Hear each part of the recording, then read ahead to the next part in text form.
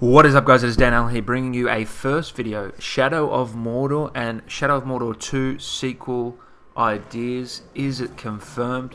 Let's get right into it. Let's get stuck in. Game was just brilliant. I gave it a 9 out of 10. You know, it provided great DLC. It provided good characters, great voice acting, of course. My man Nolan North, Troy Baker again teaming up. You've got great gameplay.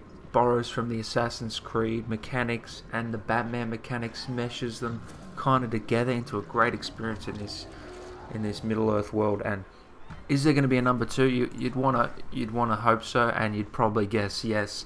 4-point-something million units sold across all platforms. You're looking at 2 million on the PS4, 1 million on the Xbox One. It even sold pretty damn well on the older gen version. So it wasn't that hyped of a game. You know, I was coming into it thinking, oh, you know what, it'll be a good experience, and the reviews came out and it was just blowing up. So, and it was some people's game of the year for last year, if you remember that, and it was pretty close to mine as well.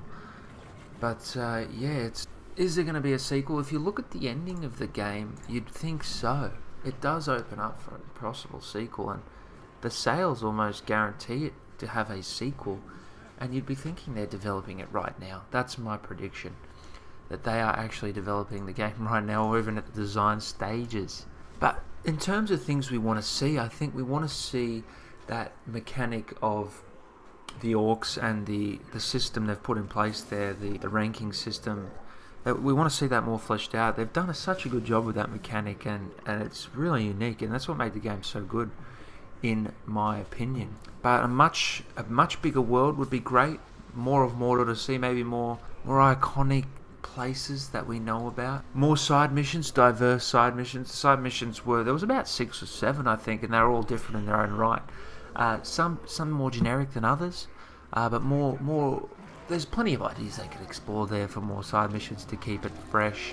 You were able to ride different animals in the game. The DLC introduced new mechanics as well. But yeah, pretty much upgrading that Nemesis system is something and focusing on that again, because that was such a good part of the game. And even collecting the trophies, achievements, whatever you want to call them, to do with that system was just so much fun. The graphics were great in the game, I thought. Some people thought it wasn't. And yeah, maybe even a multiplayer side of things. That would be very hard to implement with what they've got going on there, but you know, a lot of people would want them to focus on the single player and make it even longer, because the game was about 20 to 30 hours, I think, doing everything, which is not short, but a decent amount of length. Could have gone a bit further, maybe 40 to 50 is what we're looking for in the next game. New skills and ruins, you know, that system they've got going on there is quite good as well. But spoilers here, guys. With the last cutscene, you know, some people think it hints that he's possessed by the Black Hand, Sauron. I don't think it's just that. I think it's just they're showing us his progression into being more like Sauron. Another thing is they need to probably rework the spawning system, because it wasn't exactly on point. Sometimes, you know, they would spawn out of place. I think they didn't get that quite right.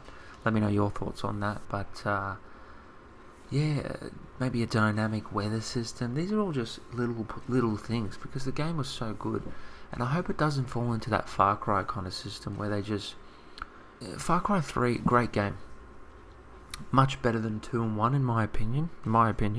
Great game, great villain. And number 4 tried to replicate that a bit too much, in my opinion. I know a lot of people aren't going to agree with that, but the villain wasn't quite as menacing as Vas. Once again, you didn't get to see him as much. But yeah, the game was just a bit of a repeat for me, and let's hope they don't do that with this sequel. We do still want something fresh and new in this game. We don't just want a skinned package. You know, you see that a lot with sequels, you know, Call of Duty being on the top of most people's lists in terms of reskinning things, but yeah, there's plenty of things they could do. Let me know what you guys want to see in this sequel of Shadow of Mordor. Let me know if you've played the DLC as well and what you thought of that. And make sure to subscribe for all the latest on the game, guys. If there is a sequel, I'll be covering on here, guys. I need to cover more games, and this is one of those games I love. And it's got potential as a series, and yeah, if anything comes out in this game, guys, make sure to check back here and follow me on Twitter, Dan Allen Gaming, and the Facebook page, of course. All the links down below. And have a good one, guys.